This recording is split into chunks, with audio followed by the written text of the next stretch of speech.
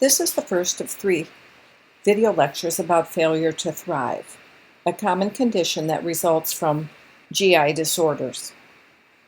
So I have here any of the conditions listed in the previous slide can result in failure to thrive, and what I'm addressing are the structural and functional disorders that I went through on the overview of GI conditions.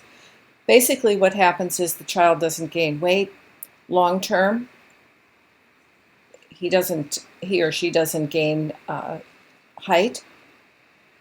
Depending on the cause, failure to thrive may affect cognitive development as well as the child's ability to reach the expected milestones. The official definition is a child's weight is less than the 5th percentile. There can also be a low length in head circumference and a low length for weight percentage. In addition, there may be developmental delay and/or they can lose some of their developmental milestones. And as you should know by now, loss of previously acquired developmental milestones is a red flag in pediatrics. When you look at the growth chart on the left, you can see that this little guy was below the 5th percentile from the very beginning. But you can also see that he did gain weight, and when you look at his length, he almost follows his right below the 5th percentile all the way through 9 months of age. But as he gets a little bit older, his weight really falls far below where he had started.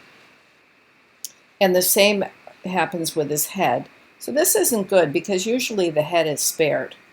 When you look at the one on the right, you can see how this is an older girl. She was about the 50th percentile until she was about 7 years of age. And what happened with her is her weight pretty well stayed where it should up until the time that she was 12 or so. But look at what happened to her height. All of a sudden, when she's 9 years of age, she has this drop off. And by the time she is 10 and a half, she's not even in any of the white columns. So that's what a failure to thrive growth chart looks like.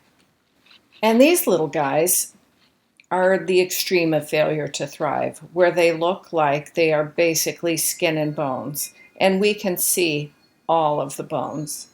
And then we have on the right side where this child has dramatically dropped off the growth chart in terms of weight.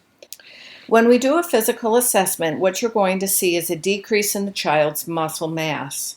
They also are weak, can be hypotonic because they don't have that much muscle to begin with. The hair and the nails just don't grow when you have poor nutrition, and so there can be patchy baldness or just very thin, sparse hair. As you can see in the little guy in the picture, he has quite a bit of abdominal distension. There may or may not be abnormal patterns of elimination in terms of being constipated all the time or diarrhea. It really depends on the cause of the failure to thrive. And then if the child is starving, then we start seeing mineral and vitamin problems. So we might see an anemia, a calcium deficiency, a vitamin D deficiency, vitamin A deficiency. Every one of the vitamins can be low. Further assessment, and children can have all of these or just some of them. Lack of age-appropriate social and cognitive behavior. So everything that's listed on the left is primarily due to the environment. It is more of a non-organic cause of failure to thrive.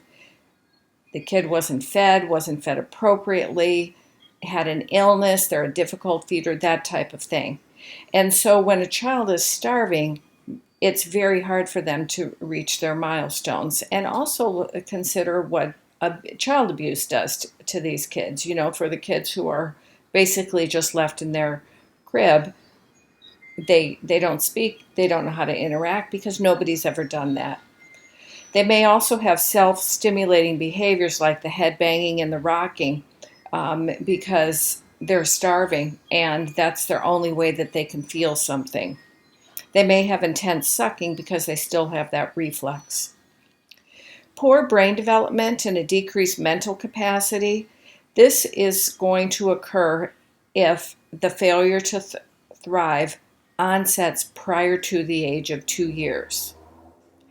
They may have fluid and electrolyte imbalance, and they may have recurring infections because they don't have the nutrients to ward off infection. So technically, they're immunocompromised.